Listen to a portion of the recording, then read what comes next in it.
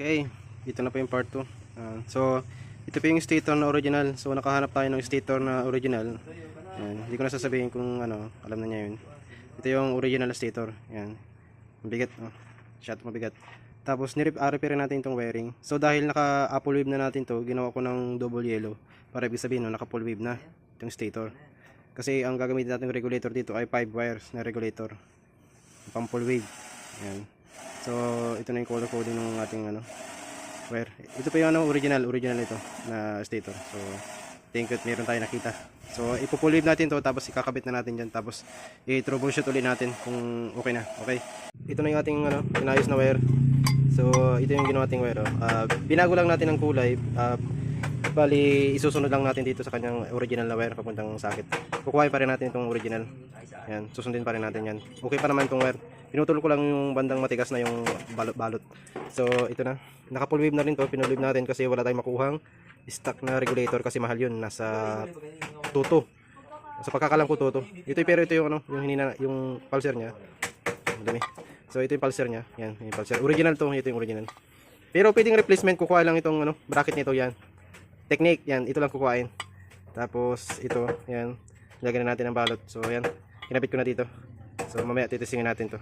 Yan, ito. Itong double na yellow nito ay ito yung pinakang rewinding ng stator. Bali ito yung naka-full wave na. Ibig sabihin naka-full wave na, dalawang dilaw. Hindi na natin nasunod yung kulay kasi wala tayong available na wire. So ito lang available nating wire na automotive wire. Tapos ito yung ground, yung black. Tapos ito yung ground ng pulser. Tapos ito yung pinakang main ng supply ng pulser. Yan, so ito, takit na natin ito, ayos na to. Kinuha ko lang itong ano, itong dating wire. Okay pa naman itong wire para mayroon tayong sakit papunta dito sa ano yan, yan. Kinuha lang natin kasi okay pa ito.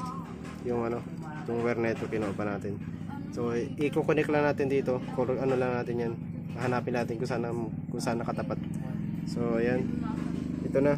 So, wala nang lula tayo dito kasi original itong rewind na ito. Original tanso talaga yung tanso. Yan. So, pinull wave na natin kasi wala tayong makuha ang stock na regulator kasi mahal yun. Nasa tuto. Alam ko tuto. So, ipo-full wave natin to.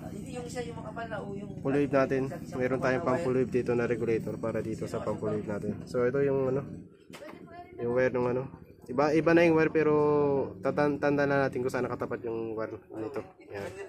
So, yan. Itatakid ko na muna para tapos panda rin natin. Ito na yung ating wiring. Yan, binalutan natin itong yung hose na pambalot sa wire. Yan. Yan. Isinagad natin doon para hindi siya magano.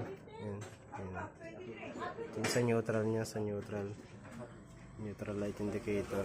Yan. So ito. Ikabit na natin sa bati, tapos panda rin natin. So naikabit na natin lahat. Ito yung ating ginawang wire. Yan. Binalutan natin ng tube. Yan. Punta roon yung wire. Tapos yung wire ng regulator. Dapat ito umandar kahit walang battery kasi ang nagapandar dito ay yung pulser saka yung stator. Papunta siya dito sa regulator. Papandarin natin kung maganda yung klase yung ating regulator. Kasi ang water operated kahit walang battery, aandar siya gawa ng regulator. Okay? So walang fuse yan, tinanggal natin. Kailangan umandar siya para masabi natin na goods yung ating ginawang full wave saka yung regulator na kinabit natin. So pandarin natin. Yan, susin natin, walang neutral. So okay, padyakan natin. Pandarin natin to.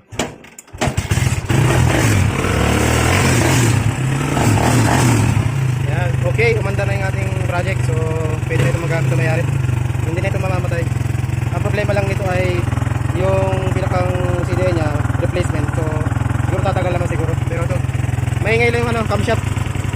Yung camshaft, may tama yung camshaft niya. So, saka na lang namin gagawin yan pag ano, nakabawi yung mayari. So, ito, umandar na. Patay natin. Tapos pandarin nyo rin natin. Walang battery ito, walang battery. Okay. Success yung ating okay. Success. Very good. So ito yung karga niya pag umaandar. Yan, 14.3. Yan, 14.3, 14.2. Luma na yung battery, luma na.